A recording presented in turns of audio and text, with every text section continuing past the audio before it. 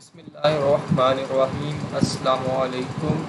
I am Tayyab Waheed, roll number 1029। मेरी presentation का जो टॉपिक है वो है जिस सरफेस और सरफेस का हम एग्जांपल्स करेंगे। सबसे पहले आपको बताऊं कि कोई भी हम चीज़ मैथ में पढ़ते हैं तो हम हमेशा यही कहते हैं कि इसकी एप्लीकेशन क्या है रियल लाइफ में। सबसे पहले मैं आपको सरफेस का बताऊँगा। सरफेस को हम उर्दू में अगर ट्रांसलेट करें तो हम उसको सतह कहते हैं। किसी भी चीज़ की हम कहते हैं इसका सरफेस इस तरीके का है, उसका सरफेस इस तरीके का है। अक्सर अपनी डेली लैंग्वेज में ये लफ्ज़ यूज़ करते हैं। अब आप एक फील्ड बलून लें, उसको वो जो होगा वो आपके पास एक सरफेस होगा। पेपर की एक स्ट्रिप लें, वो भी आपके पास एक सरफेस है। छोटी छोटी सी एग्जांपल लिखी है मैंने। इसके बाद टिश्यू रोल जो होता है उसका आप इनसाइड जो होता है सिलेंड्रिकल फॉर्म का जो इंटर वाली चीज़ होती है उसकी वो आपके पास वो भी एक सरफेस है। अब इसकी डेफिनेशन क्या होती है, सरफेस की उसकी तरफ आते हैं। आपको याद होगा जब हमने कर्व की डेफिनेशन की थी तो हमने कहा था f of x of y is equal to k, यानी कि एक फंक्शन एक वेरिएबल डिपेंडेंट था और एक इंडिपेंडेंट था, और ये दो वेरिएबल पे मुश्तमिल था। लेकिन हमारे पास जो आपको पता है जो आर स्क्वायर में हम प्लेन की बात करते हैं, आर क्यूब में हम सरफेसेस की बात करते हैं। तो वो कर्व की बात हम कर रहे थे प्लेन में, तो अब हम सरफेस की बात करते हैं आर क्यूब में। A surface s of r cube is the locus of the points whose coordinates are functions of two independent parameters u and b, जिसको हम लिख सकते हैं इस फॉर्म में x is equal to F of one u v, y is equal to F of two u v, and similarly आप लिख सकते हैं एक्स ऑफ जी जो है x y is equal to F of two U भी लिखा और Z is equal to F of three U भी लिखा, उसको X one X two X three भी कर सकते हैं। ठीक है, उसको हम कहते हैं पैरामेट्रिक इक्वेशंस ऑफ सर्फेसेस। अब सबसे पहले आपको लोकस का आइडिया होना चाहिए, मैं वो भी आपको एक बार एक्सप्लेन कर देता हूँ। लोकस क्या होता है? Locus is the set of all points usually forming a curve और सरफेस सेटिस्फाइंग सम कंडीशन। यहाँ पे हमारे पास कंडीशन क्या है? यहाँ पे हमारे पास कंडीशन ये है। ठीक है, अब for example the locus of points in the plane equidistance from a given point. उन पॉइंट्स का जो हम कहेंगे लोकस ऑफ पॉइंट्स, वो पॉइंट्स का जो लोकस है एक प्लेन में जो एक पॉइंट से इक्वी डिस्टेंस को सर्कल बनाते हैं। ठीक है, यानी कि ये एक पॉइंट है जहाँ पे मैं अभी कर्सर है, और इस पॉइंट से इक्वी डिस्टेंस पे यहाँ पे भी पॉइंट है, यहाँ पे भी, यहाँ पे भी, यहाँ पे भी, यानी कि ये सारा उस पॉइंट के राउंड है और इक्वी डिस्टेंस है दरमियान वाले पॉइंट के। तो ये आपके पास ये सारे जो पॉइंट हैं ये क्या है? ये उसका लोकस है। तो हम कहेंगे ये क्या सर्कल बनाते हैं। और 3D स्पेस में यानी 3 स्पेस में इसका आप सरफेस वो स्फीयर बना देंगे, क्योंकि आपको पता है कि 2D में आपके पास सर्कल होगा और 3D में वो आपके पास स्फीयर बन जाएगा। तो ये लोकस की डेफिनेशन थी। इसके अलावा हम सरफेस की सेकंड डेफिनेशन करते हैं। A surface in are cube is the set of all points whose coordinate satisfy a single equation. Surface कहता है आर क्यूब में सेट ऑफ ऑल पॉइंट्स, ऐसे तमाम पॉइंट्स का सेट होता है जो ये इक्वेशन को सेटिस्फाई करें। यानी कि कोई भी इक्वेशन आपके पास इस फॉर्म की हो, एक्स वाई जी का फंक्शन हो, तो आपके पास उसको आप इस फॉर्म में लिख सकते हो, तो वो आपके पास क्या कहलाएगा? एक सरफेस कहलाएगा। अब सरफेस के हम आगे डिफरेंट टाइप्स पढ़ेंगे तो हम आपको मज़ीद क्लियर हो जाएगा कि ये हम कैसे लिख सकते हैं। अब एक और अगेन डेफिनेशन है सरफेस की। Surface may be regarded as the locus of a point whose position vector r is a function of two parameter u and v. ये क्या कहता है? ये फर्स्ट वाली डेफिनेशन से रिलेटेड है। उसमें हमने कहा था दो इंडिपेंडेंट वेरिएबल होंगे, इसमें हम वही बात कर रहे हैं। हमने उसमें कहा था जो ये हमने यहाँ पे बात की थी whose coordinates are functions of two. अब हम कोऑर्डिनेट्स की जगह हम पोजीशन वेक्टर कर दिया, बस बाकी सारी चीज़ वही है। Surface may be regarded locus of a point whose position vector is a function of two independent parameters u and v. ठीक है, अब note that any relation between the parameters के दरमियान कोई भी रिलेशन जो होगा u v is equal to zero अगर करें वो कर्व को रिप्रेजेंट करेगा। क्योंकि आपको याद होगा जब हमने कर्व की डेफिनेशन की थी तो हमने लिखा था f of x y is equal to k, यानी कि वो एक जिसमें से डिपेंडेंट वेरिएबल था एक इंडिपेंडेंट वेरिएबल था, और वो आपके पास एक कर्व बनाते थे। तो ये वही वाली फॉर्म नहीं बन गई कि के की जगह जीरो ले लें तो एफ ऑफ यू भी इज इक्वल टू जीरो। एक इनमें से यू भी में से एक डिपेंडेंट है एक इंडिपेंडेंट है, because r position vector then becomes a function of only one independent parameter. जो बात मैंने अभी की, क्योंकि एक डिपेंडेंट हो जाता है। इन particular the curve on a surface पे कोई भी अगर कर्व होती है along which one of the parameters remains constant, जिसमें आपके पास एक पैरामीटर कांस्टेंट रहता है, वो पैरामीट्रिक कर्व कहलाती है। ठीक है, इसके बाद ये कर्वीलिनियर कोऑर्डिनेट्स की डेफिनेशन है थोड़ी सी। कर्वीलिनियर कोऑर्डिनेट्स को हमने डिफरेंशियल ज्योमेट्री में सरफेस के टॉपिक में कैसे डिफाइन किया। इससे पहले हमने कर्वीलिनियर कोऑर्डिनेट्स पढ़े थे फिफ्थ सेमेस्टर में, और फिफ्थ सेमेस्टर में हमने कम्प्लेक्स में लोकस पढ़ा था। फिफ्थ सेमेस्टर में वेक्टर टेंसर में हमने कर्वीलिनियर कोऑर्डिनेट को डिटेल में पढ़ा था, उसको मुझे याद करवाने की ज़रूरत नहीं है। तो हम इसमें क्या बात करते हैं, position of any point on the surface is uniquely determined by the values of u and v so that the parameter u and v constitute a system of coordinate which are called curvilinear coordinates. अब ये देखें, हमारे पास हमने कहा था surface जो है वो इन तीनों पॉइंट से बनता है x, y और z से, और फर्दर x दो वेरिएबल का फंक्शन है, y दो वेरिएबल का फंक्शन है, z दो वेरिएबल का फंक्शन है। अब अगर हमने इस पॉइंट की किसी की पोजीशन बतानी है सरफेस में, तो हमें x, y, z तीनों का पता होना चाहिए। x, y, z तीनों का पता होने के लिए हमें u v पैरामीटर का पता होना चाहिए। वो कहता है कि किसी भी सरफेस में किसी भी पॉइंट की पोजीशन देखने के लिए हमें ये जो पैरामीटर्स हैं दो u एंड v की ज़रूरत होती है, वो यूनिकली डिटरमाइन करते हैं वो पोजीशन को, so that these parameters u and v जो है वो एक सिस्टम बनाते हैं जिसे हम कर्वीलिनियर कोऑर्डिनेट्स कहते हैं। अब जी आगे एग्जांपल्स हैं। सबसे पहले एग्जांपल है स्फीयर की। स्फीयर की पैरामीट्रिक इक्वेशन है, सबसे पहले गिवन है। ये इक्वेशन आपने याद रखनी है। एक तो आपने ये जनरल जो इक्वेशन है वो याद रखनी है, X square plus Y square plus ji square is equal to A हो या 1 हो, कोई भी कांस्टेंट, वो आपने याद रखनी है। जनरल इक्वेशन है, ए होता है इसमें, A which is equal to A square होता है। लेकिन इसको आप वो एक्स और वाई और जी की कौन सी वैल्यू लें, कौन सी पैरामीट्रिक इक्वेशन लें कि इस इक्वेशन को सेटिस्फाई करे। तो हमने क्या किया, एक्स की वैल्यू ली A sine theta cos phi, Y A sine theta sine phi, Z A cos theta. पहले मैंने सोचा था ये आप लोगों को दूंगा, फिर मैंने सोचा कि ये मैं खुद ही कर देता हूँ और नेक्स्ट एक सिर्फ आपको दूंगा पॉइंट, इसमें कोई इतना मुश्किल नहीं है। जो मेरा टॉपिक है वो सिंपल सरफेस डेफिनेशन और एग्जाम्पल्स ही है। ठीक है जी। अब इसमें क्या है, X square plus Y square plus जी स्क्वायर। अब इसमें हमने एक्स सारी टर्म्स को स्क्वायर किया, सिंप्लीफिकेशन की, तो आपके पास ये आ गया वो which is the implicit form of sphere, जो कि स्फीयर की इम्प्लिसिट फॉर्म है आपके पास। नेक्स्ट ये स्फीयर की डायग्राम है। ये मैंने मोबाइल से पिक्चर ली थी, तो इसमें तो ब्लर होगी जब लैपटॉप से मैं इसको रिकॉर्ड कर रहा हूँ। तो ये देखें, ये भी एक स्फीयर आपके पास, ये फुटबॉल है, ये भी आपके पास स्फीयर है। मैंने स्फीयर की एग्जांपल्स दी हैं। नेक्स्ट है द एलिप्सॉइड। अब मेरा बेसिक पर्पज़ ये है कि आप इस कोर्स में और भी बहुत से टॉपिक्स पढ़ेंगे, ये भी पढ़ेंगे, तो आपको ये बेसिक कोई भी आपसे पूछ ले कि एलिप्सॉइड क्या होता है, स्फीयर क्या होता है, पैराबोलॉइड क्या होता है, और इस तरीके से कोई अगर पूछ ले कि सरफेस है तो हम उस सरफेस से प्लेन में जाना है तो कैसे जाएंगे। तो बेसिक चीज़ें जो हैं वो आप समझ लें ताकि वो आपको जहाँ भी ज़िंदगी बाजूद पड़े आपको, तो वो आपको पता हो कि ये क्या चीज़ होती है। अब एलिप्सॉइड क्या है, एलिप्सॉइड को आपको पता होना चाहिए इसकी इक्वेशन कैसी होती है, इसकी पैरामीट्रिक फॉर्म कैसी होती है। अब पैरामीट्रिक इक्वेशन इसकी ये है, ठीक है। अब इसमें से हमने क्या किया, थीटा और फाई को लेमिनेट करना है, तो उसका हमने क्या, ए को इधर आके डिवाइड कर दिया, बी को इधर आके डिवाइड कर दिया, सी को इधर आके डिवाइड कर दिया, तीनों का स्क्वायर लेके आपस में ऐड कर दिया। X square plus a square ये आ गया, y square plus b square ये आ गया, z square plus c square ये आ गया। तीनों को ऐड किया तो आपके पास जो फॉर्म बनी ये चीज़ बन गई। ये सिंप्लीफाई होकर 1 बनाएगा, तो ये cos square theta plus sine square फिर 1 हो जाएगा। तो ये जो इस फॉर्म की इक्वेशन होती है, X square over A square plus Y square over B square plus ji square और C square is equal to 1, वो आपके पास एलिप्सॉइड कहलाती है। स्फीयर क्या था, x square plus Y square plus ji square is equal to A square, और ये ellipsoid क्या है, ये इस फॉर्म की होगी। आपने समझ लेना इन चीज़ों को। अब इसकी एक डायग्राम है आगे, ये जी एलिप्सॉइड आ गया आपके पास। जैसे एलिप्स होती है ये सेम एलिप्स ही है लेकिन 3D स्पेस में है। तो ये देखें, इसको आपको नज़र आ रहा है। अगर मैं सिर्फ एलिप्स बनाता तो मैं ये वाली बाउंड्रीज की बनाता, सिर्फ अंदर वाला ये वाले फॉर्मेशन ऐसे नहीं बनती, ये आगे को जैसे टिल्ट हुई है, यानी कि 3D स्पेस में इसकी लेंथ भी है, हाइट भी और विड्थ भी है।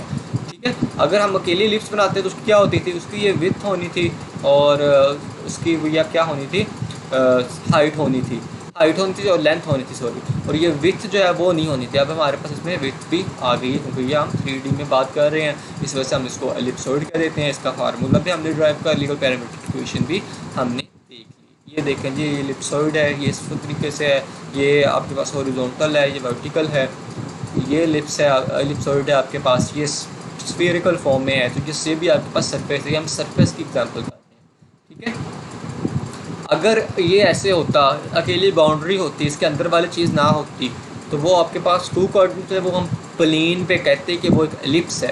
अब ये क्या है, ये एक सरफेस है जो कि एलिप्सोइड है, वो प्लेन पे एलिप्स बन रही थी। बस आपने इन बातों का ख्याल रखना है।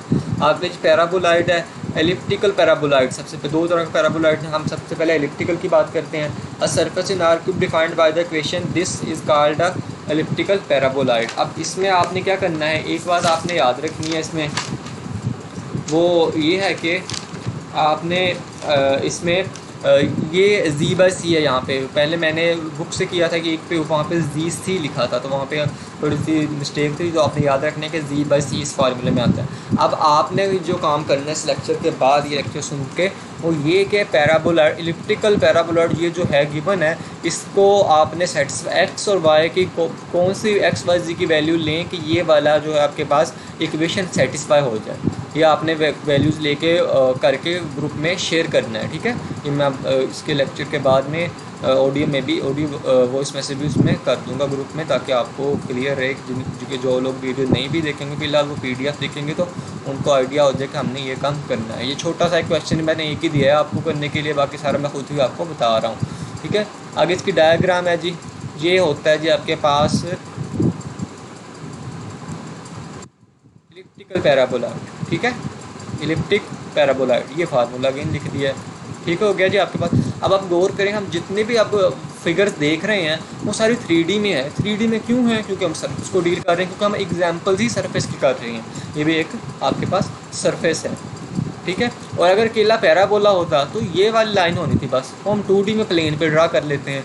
तो बस ये बात, इन बातों का आपने ख्याल रखना है। ये जी आपके पास इलिप्टिकल पैराबोलाइड है, ये इलिप्टिकल पैराबोलाइड है। नेक्स्ट है जी हाइपरबोलिक पैराबोलाइड। अब इसमें आपके पास a circle in are cube defined by the equation of the form, इस फॉर्म की जो इक्वेशन होगी X square over A square minus Y square over B square is equal to C Z, उसको हम हाइपरबोलिक पैराबोलाइड कहेंगे। ये इसकी diagram है जी, ये डायग्राम है। आगे जी हाइपरबोलाइड क्या होता है? अ surface in are cube defined by the equation of the form. ये जो इक्वेशन आपके पास बनती है इसको हम कहते हैं हाइपरबोलाइड। यहाँ पे आपके पास माइनस होता है, यहाँ पे अगर माइनस हो, यहाँ पे दोनों पे माइनस होगा, अगर प्लस होता है ऑब्वियसली इलिप्सॉइड बन जाना था। यहाँ पे माइनस है और यहाँ पे 1 है, तो ये 1 शीट का हाइपरबोलाइड है। यहाँ पे अगर -1 है, जो 2 शीट हाइपरबोलाइड है। ये मैंने यहाँ पे मेंशन कर दिया, ठीक है। अब ये आपके पास हाइपरबोलाइड है 1 शीट का, ये देखें जी। अब फिर आगे तीनों मैंने बता दिया। एलिप्सॉइड है ये। अब इसमें ट्रेसेस बताएं, Z is equal to B ellipse, Y is equal to an ellipse. अब ट्रेस के बारे में आप, जो मेरा टॉपिक नहीं, आप पढ़ना चाहें तो आप पढ़ सकते हैं मजीद। हम ट्रेसेस कैसे इसमें फाइंड आउट करते हैं, ठीक है। आप A B is equal to B is equal to C अगर कर दो तो वो then this is the surface of a sphere. क्यों? A is equal to B is equal to C करेंगे, अगर यहाँ पे A is equal to B is equal to C करेंगे तो सारी टर्म्स आपके पास सेम हो जाएंगी, वो इधर आ जाएंगी, तो ये आपके पास स्फीयर की डेफिनेशन बन जाएगी, ठीक है। और ये आप उसमें से एक कोऑर्डिनेट आप इसमें रिमूव कर दें तो वो आपके पास वो एलिप्स बन जाती है। जी रिमूव कर दिया, 0 कर दें तो ये एलिप्स बन जाएगी, वाई रिमूव कर दें एलिप्स बन जाएगी, एक्स रिमूव कर दें तो एलिप्स बन जाएगी। इस तरीके से हाइपरबोलाइड ऑफ 1 शीट है। अब ये है, इसमें वो ये डिटेल लिखी है, ये क्वेश्चन बताई है कि अगर जी इज इक्वल टू हम इसको करें तो वो एलिप्स बन, रिमूव करें तो एलिप्स बन जाएगी। अगर इसको रिमूव करें इसको तो आपके पास हाइपरबोला बन जाएगा, और इसको रिमूव करें फिर भी हाइपरबोला बन जाएगा। तो ये आपके पास ट्रेसेस होते हैं जो हम इसका आगे, यानी कि आप इसमें, आप इसको जब डिटेल में स्टडी करेंगे सरफेसेस को, तो आपको आइडिया हो जाएगा किस तरीके से होता है। सिमिलरली ये हाइपरबोलाइड ऑफ 2 शीट्स है। अब इसमें आपके पास क्या था, इस साइड पे माइनस था, तो ये आपके पास हाइपरबोलाइड ऑफ 2 शीट है। अब इसमें आपने क्या करना है, इसमें अगर जी इज इक्वल टू, जी वाली टर्म को आप रिमूव कर दो तो आपके पास एलिप्स बन जाएगा, ठीक है। अगर आपके ये वाली वाई वाली टर्म को रिमूव कर दो तो हाइपरबोला बन जाएगा, और इसमें एक्स वाले टर्म को रिमूव कर दो फिर भी आपके पास हाइपरबोला बन जाएगा, ठीक है। तो ये आपके पास, ये आपने इसमें हाइपरबोलाइड ऑफ 2 शीट जो है, इसके फार्मूले को आपने गिन चेक कर लेना है। इसमें डायग्राम में ये डिफरेंट लिखा हुआ है, और यहाँ पे जो मैंने मेंशन किया है वो आई थिंक थोड़ा सा चेंज है। प्लस है, माइनस है और 1 है, प्लस है, माइनस है और -1 है। तो इसमें आपके पास प्लस -1, ये तो ठीक है 1 शीट का। 2 शीट वाले में माइनस माइनस, तो यहाँ पे 1 होगा। इसको आपने देख लेना हाइपरबोलाइड ऑफ 2 शीट्स का फार्मूला, शायद उससे ही कुछ सब्स्टिट्यूशन करके भी बन सकते हैं सेम, लेकिन वही चीज़ ही है। बस आप डायग्राम देख लें, हाइपरबोलाइड ऑफ वन शीट इस तरीके का होता है। जब 2 शीट्स होगी तो वो इस तरीके की 2 कोन बन जाएगी। अब इसको देखेंगे उससे, ये आपके पास क्या है, ये भी आपके पास एक सरफेस है, 3D में है, ये भी एक पास सरफेस है।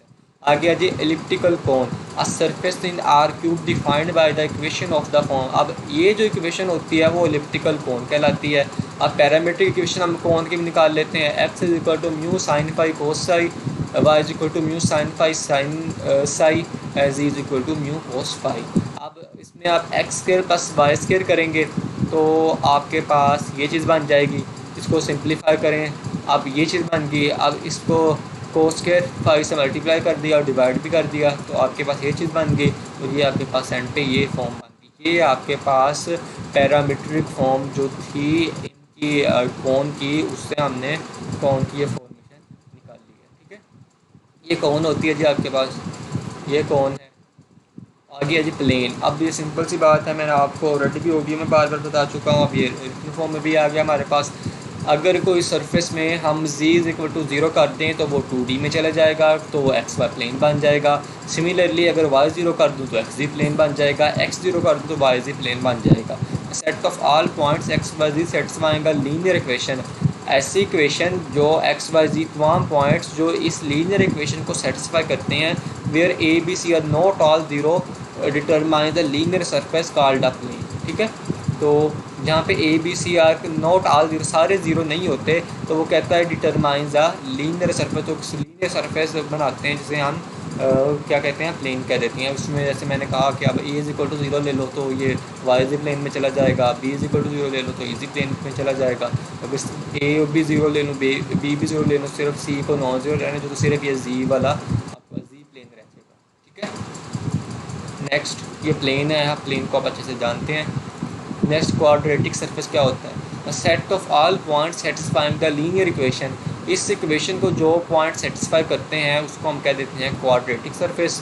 वेयर ये जो आपके पास कांस्टेंट हैं A B C F and G, वो आपके पास not all 0 determines a quadratic surface. अब डीजेनरेट सरफेस क्या होता है, ये जो इक्वेशन लिखी है अगर हम इस इक्वेशन को 2 पार्ट में कर सकें, इनका फैक्टराइज कर दें हम इसको 2 लीनियर फंक्शन में, then equation defines a pair of planes and then surface is called a degenerate surface. आपने मुझे एक डीजेनरेट सरफेस की एग्जांपल भी देनी है कि वो क्या होता है। सिमेट्रिक सरफेस में आपको बता देता हूँ क्या होता है। सिमेट्रिक सरफेस होता है अगर आप x की जगह -x रिप्लेस करें, y की तो वो कहेंगे, तो उसमें अगर कोई चेंज ना आए तो हम कहेंगे अराउंड x एक्सिस वो सिमेट्रिक है। अगर y की जगह -y रिप्लेस करें और उसमें कोई चेंज ना आए तो हम कहेंगे वो अराउंड y एक्सिस सिमेट्रिक है। अगर z की जगह -z रिप्लेस करें और उसमें कोई चेंज ना आए तो हम कह देंगे वो अराउंड z एक्सिस सिमेट्रिक है। लेकिन अगर x y z तीनों की जगह, x की जगह -x, y की जगह -y, z is equal to -z put करें और वो आपके पास सेम रहे तो वो आपके पास सिमेट्रिक अबाउट रीजन कहलाता है। अब जैसे इसमें देखें, x की जगह -x पुट करो, y की जगह -y, z की जगह -z, जब स्केयर होगा तो अगेन ये फॉर्म बन जाएगी, तो ये आपके पास एक सिमेट्रिक सरफेस बन जाता है। ठीक है जी, ये था प्रेजेंटेशन का मेरा टॉपिक था। अब मैं बुक पे जो डेफिनेशन है ना, वो पहले कोऑर्डिनेट पाथ चीज़ और उसके तरीके से लेके चला है, तो उसको मैं इतने डिटेल में नहीं बताऊंगा, उसको आपने खुद से पढ़ लेना है। मैंने आपको सारी चीज़ समझा दी, बुक पे भी वही चीज़ लिखी हुई है। ठीक है, मैं आपको उसमें भी ओवर थ्रू करवा देता हूँ, गो थ्रू करवा देता हूँ उसमें। तो उसमें अब यहाँ पे आपने काम क्या करना है, एक तो आपने मुझे डीजेनरेट सरफेस की एग्जांपल देनी है, दूसरा आपको मैंने जो यहाँ पे एक काम दिया था,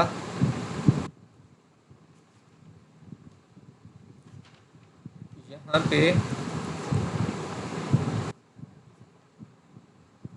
ये इलिप्टिकल पैराबोलॉइड की आपने पैरामेट्रिक फॉर्म एक्स वाई और जी की निकालनी है जो इसको सेटिस्फाई करे। ये 2 काम आपने करने हैं। ठीक है, और बाकी मैं आपको बुक से बताता हूँ कि हमने क्या करना है। बुक से ये जी concept of a surface chapter 8 में है, ये बहुत डिटेल में लिखा हुआ है। अगर आप उसको थोरोली स्टडी करना चाहें तो आप कर सकते हैं, लेकिन सबसे पहले वो कहता है रेगुलर पैरामीट्रिक रिप्रेजेंटेशन के लिए अगर कोई रिप्रेजेंटेशन सरफेस की गिवन है और हमें कहा जाए कि चेक करो क्या ये इसके पैरामीट्रिक है कि नहीं है इक्वेशन, तो रिप्रेजेंटेशन है कि नहीं है, तो हम क्या करेंगे, सबसे पहले हमें देखना है कि वो फंक्शन जो हो वो क्लास सी एम पॉइंट को उसको mth टाइम हम डेरिवेटिव ले सकें।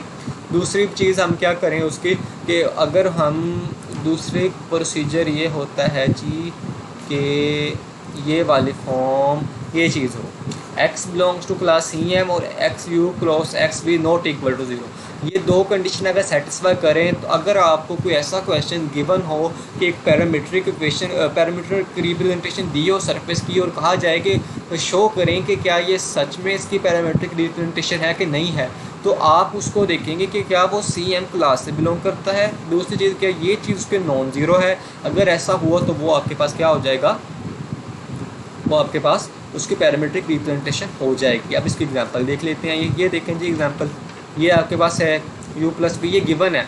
तो अब ये कहता है कि हमने जो मैंने आपको टॉपिक करवाया, ये कहाँ गया जी, यहाँ पे मैंने आपको क्या बताया था इसमें कि आपके पास तीन सर कोऑर्डिनेट होते हैं ना, एक्स वाई जी, एक्स भी यू वी का फंक्शन, वाई भी यू वी का फंक्शन, जी भी यू वी का फंक्शन। और यहाँ पे आए जी देखें जी एक्स भी का x1 भी होता है, x2 होता है, x3 होता है, ऐसे कह लें x y z भी कह सकते हैं यहाँ पे। अब यहाँ पे ये भी u v का फंक्शन, ये भी u v का फंक्शन। अब हमने बताना है जी, ये कहता है कि define the mapping of the u v plane on the elliptic paraboloid. कहते हैं ये एलिप्टिक पैराबोलॉइड की है आपके पास गिवन है, एक पैरामीट्रिक रिप्रेजेंटेशन है। अब इसको हम कैसे देखें, अब क्लियरली अब इसका मैं इन्फिनिटी टाइम डेरिवेटिव ले सकता हूँ, ऑल ऑर्डर के डेरिवेटिव करते हैं। क्यों? क्योंकि अगर विद रिस्पेक्ट टू वी लूँगा डेरिवेटिव, यहाँ पे यू बच जाएगा फर्स्ट टर्म में, sorry with respect to v लूँगा यू ज़ीरो हो जाएगा और 1 आ जाएगा। अगेन डेरिवेटिव लूँगा तो 1 का 0 आ जाएगा। तो जितने मर्जी डेरिवेटिव लेता हूँ तो वो 0 ही रहेगा। सिमिलरली इसके साथ, सिमिलरली इसके साथ, यानी कि ये पहली कंडीशन सेटिस्फाई होगी। सेकंड कंडीशन क्या थी कि ये नॉन ज़ीरो होना चाहिए आपके पास। आपने क्या किया, इन दोनों का क्रॉस प्रोडक्ट लिया, एक्स का पहले with respect to u derivative लिया, आपके पास ये वाली फॉर्म में आ जाएगी। फिर एक्स का with respect to v derivative लिया, ये आ जाएगी। अब इसने इस फॉर्म में लिखा, हम ऐसे लिखते हैं E1 E2 E3 1 1 2 U 1 -1 2 V। Then उसका जब आपने क्रॉस प्रोडक्ट लिया तो आपके पास नॉन ज़ीरो आना चाहिए। तो नॉन ज़ीरो आ जाए तो इट मीन्स ये आपकी क्या है, s x is a regular parametric representation of the paraboloid of class c infinite. तो ये आपके पास पता चल जाएगा कि आपके पास ये क्या है, रेगुलर पैरामीट्रिक रिप्रेजेंटेशन है। अब आगे कहता है जी by eliminating u from the component. अब कहता है उन कंपोनेंट में अगर आप u को एलिमिनेट कर दें, x1 आपके पास ये था, x2 आपके पास ये था, x3 से वो डील नहीं कर रहा, इन दोनों में से u को कहता है एलिमिनेट कर दो अगर आप, तो वी फाइंड डेट है u parametric curve v is equal to we naught. u अगर मूव कर देंगे हम इसमें तो वो आपका v is equal to we naught आ जाएगा। Is the intersection of the paraboloid and the vertical line x1 minus x2 is equal to 2v naught. x1 minus x2 करते हैं तो 2v नॉट आ जाता है। Similarly the v parametric curve में अगर आप v को क्या करते हो, एलिमिनेट कर दो इस इक्वेशन में, तो u is equal to U naught आ जाएगा। तो it means x1 plus x2 करेंगे तो आपके पास 2u नॉट बन जाएगा। ये आप फिगर देखें, ये आपके पास फिगर थी जी, ये इसकी नेचुरल रिप्रेजेंटेशन थी। ये वाले पास आपके पास x1 minus x2 is equal to we naught, ये वाली टर्म, और ये आपके पास ये x3 जो गिवन था आपके पास 1/2 x1 square plus x2 square, ये वाला बनाता है आपके पास जो एलिप्टिकल पैराबोलॉइड, इसका यानी कि इक्वेशन लिखी है। और ये v is equal to we naught है यहाँ पे, ये वाली टर्म जो उसके साथ इंटरसेक्ट करेंगे। हमने यहाँ पे क्या कहा, v इज़ द इंटरसेक्शन और a paraboloid and the vertical plane. ये प्लेन जो x1 minus x2 to we naught, ये वाला प्लेन और पैराबोला एलिप्टिकल पैराबोलॉइड की इंटरसेक्शन जो है वो ये चीज़ है, इससे हमने ये फाइंड आउट किया। ठीक है, सिमिलरली आप इसका बी पार्ट देखें, ये वाली क्वेश्चन है। अब इसको आपने, ये हम कर चुके हैं, ये किस चीज़ की क्वेश्चन अब आपने देखनी है, ये यूनिट स्फीयर की पैरामीट्रिक क्वेश्चन है। सबसे पहले एग्जांपल हमने जो की थी यहाँ पे, ये मैं आपको अगेन डिटेल में बता रहा हूँ ताकि आपको इसमें कुछ कन्फ्यूजन ना रहे। तो ये जी हमारे पास स्फीयर था, क्या क्वेश्चन ली थी हमने, ये ली थी ना, इसमें इज इक्वल टू 1 कर दें, sine theta cos phi, sine theta sine phi and cos phi. जब सोल्व करेंगे तो एंड पे आपके पास यहाँ पे 1 आ जाएगा, एक ही जगह हमने 1 लिया है। ठीक है, तो यहाँ पे आए जी, इसमें एक जगह 1 लिया है, तो ये आपके पास क्या है, defines the mapping of theta phi plane on to the unit sphere. Unit sphere बनता है जो हम ऑलरेडी डिस्कस कर सकते हैं। अब आपको क्लियर है कि इसके हर ऑर्डर का डेरिवेटिव एग्जिस्ट करता है। ठीक है, दूसरी बात, ये वाली term theta into x phi का जो क्रॉस प्रोडक्ट है वो आपके पास नॉन ज़ीरो आता है, नॉन ज़ीरो आना चाहिए। ठीक है, अगर नॉन ज़ीरो आए देन आपके पास वो क्या बनता है, रेगुलर पैरामीट्रिक रिप्रेजेंटेशन बनती है। लेकिन अगर वो ज़ीरो हो जाए तो वो रेगुलर रिप्रेजेंटेशन नहीं बनती। अब इसमें क्या किया उसने, अब ये उसने मैपिंग डिफ़ाइन की, डिफ़ाइन करने के बाद ये उसने किया जी, ये जब ये क्रॉस प्रोडक्ट एक्स का थीटा के रिस्पेक्ट डेरिवेटिव लिया, एक्स का फाई के रिस्पेक्ट डेरिवेटिव लिया, जब उनका क्रॉस प्रोडक्ट ज़ीरो आ गया, इट मीन्स ये इसके नेचुरल कहता है रिप्रेजेंटेशन नहीं है। If the mapping is restricted to the infinite strip minus infinity less than, यानी कि अगर थीटा पे आप ये लगा दें लिमिट और फाई पे लिमिट लगा दें, it will be a regular parametric representation of class c infinity of the sphere punctured at the north and south poles as shown in the figure. कहता है अगर ये कंडीशन लगा दें तो फिर ये आपके पास रेगुलर पैरामीट्रिक रिप्रेजेंटेशन बन जाएगी। ठीक है, ये आपने खुद से ये देख लेना है कि किस तरीके से उसने थीटा इज इक्वल, अगर theta phi is equal to theta parameter curve जो है उसमें phi is equal to five note करें तो वो पैरेलल लैटिट्यूड बनाते हैं, और इस तरीके से जो आपके पास हॉरिजॉन्टल हैं वो किस तरीके से बनाती हैं, ये सारी चीज़ आपने स्टडी कर लेनी है कि क्या चीज़ है। थर्ड है जी सिलेंडर है, सिलेंडर की उसने की हुई इस तरीके से रिप्रेजेंटेशन की है, फिर बताया है कि उसका ये क्लास एम तक उसके तमाम डेरिवेटिव्स रिप्रेजेंट होते हैं, एग्जिस्ट करते हैं। देन उसका ये x you x cross x भी करो तो वो नॉन ज़ीरो आता है, तो वो उसकी आपके पास रिप्रेजेंटेशन है। ठीक है, अब इसमें कोऑर्डिनेट पॉचेस को डिफाइन करके उस सरफेस को डिफाइन किया है। अब कोऑर्डिनेट पाथ भी डिफाइन यही है कि वो आपके पास क्लास सी एम का एक मैपिंग है, एक्स यू भी आपके पास एक है, आपके पास open set U into X के जो आपके पास यू वी पे डिपेंड करता है फंक्शन, उसका आपके पास ओपन सेट यू पे क्या है, एक मैपिंग है सच डैट कि x is class of c m, जो हम पहले बात कर चुके हैं। दोनों कंडीशन पहली रेगुलर पैरामीटराइजेशन वाली ही हैं। थर्ड कंडीशन क्या है कि वो वन वन और बाई कंटिन्यूज, अगर ये तीनों कंडीशन सेटिस्फाई करें तो हम कहते हैं वो कोऑर्डिनेट पाँच है। अब इसको यूज़ करते हुए ये एग्जांपल नीचे कोऑर्डिनेट पाँच की आप खुद देख लीजिएगा, ये डेफिनेशन ऑफ सिंपल सरफेस है, ये इसने कोऑर्डिनेट पाँच के लिहाज से डिफाइन किया है। ये वही चीज़ है जो मैंने आपको सिंपल वर्डिंग में डिफाइन की, जो मैंने आपको डिफाइनिंग की है कि आपके पास क्या हो कि देयर एग्जिस्ट, एक आपके पास एक्स जो हो, एक्स आपके पास क्या है यहाँ पे उसने बताया है दो वेरिएबल यू वी पे है। अब एक्स के कोऑर्डिनेट में लिखूँ तो मैं ऐसे लिख सकता हूँ x one of u v, x two of u v, x three of u v, ऐसे लिख सकता हूँ f one of u v, f two of u v and f three of u v, जो कि आपके पास यही वाली चीज़ बन जाएगी, ये जो मैंने आपको यहाँ पे बताई। ठीक है, तो बेसिक चीज़ यही है कि आपके पास तीन कोऑर्डिनेट्स हैं और वो हर एक कोऑर्डिनेट दो पैरामीटर पे डिपेंड करता है, तो वो आपके पास कर्व बना देते हैं।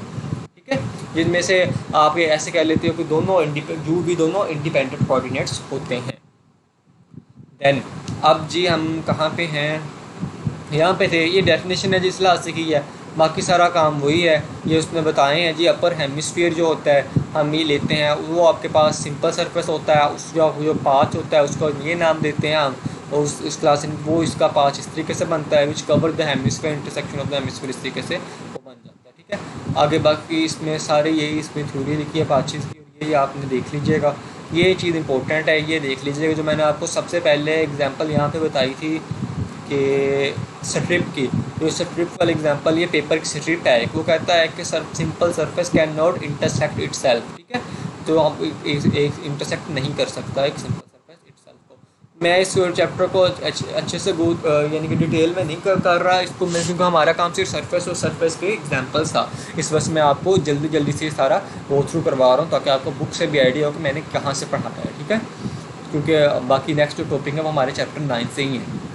चैप्टर 8 में आगे और कुछ ये सारा टेंजेंट प्लेन और नॉर्मल प्लेन है वो जो नेक्स्ट मेंबर का है, और उसमें कुछ भी नहीं है। ठीक है, अब ये सोल्व प्रॉब्लम आपने करनी है जिसमें सबसे पहले सोल्व प्रॉब्लम आपके पास है, ये है कहता है जो मैंने आपको बताया, शो करो कि ये जो रिप्रेजेंटेशन है एक रेगुलर पैरामीट्रिक रिप्रेजेंटेशन है ऑफ क्लास सी एम की। अब हमने क्या करना है, शो करने के लिए रेगुलर पैरामीट्रिक रिप्रेजेंटेशन के लिए हमने चेक करना है कि इसके हर एक ऑर्डर के डेरिवेटिव एग्जिस्ट करते हों।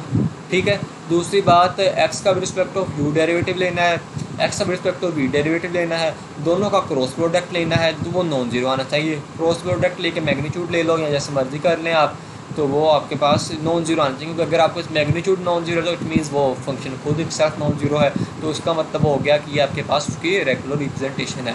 अब ये देखें जी, x is equal to A sine phi cos theta plus B sine phi sine theta and C cos, ये किस चीज़ की रिप्रेजेंटेशन है?